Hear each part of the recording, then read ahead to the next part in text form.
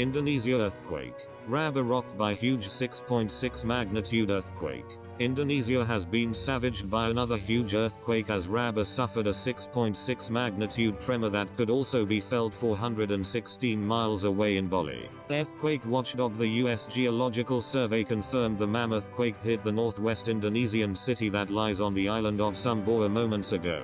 Social media users swarmed the internet to declare their safety and share locations where the earthquake, another in a series of devastating natural disasters, hit the cluster of islands. Tim Andrew said 2 minutes after the quake rocked the region. "Yeah. Felt it here in Bali." Lee Nalalingham added.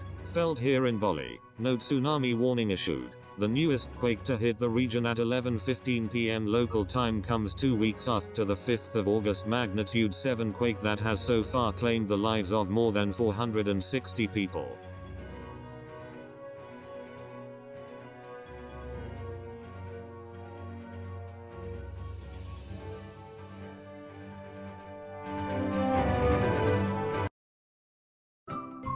Thank you for watching. Please subscribe to us on YouTube. If you like, donate to us, visit home on the page PayPal.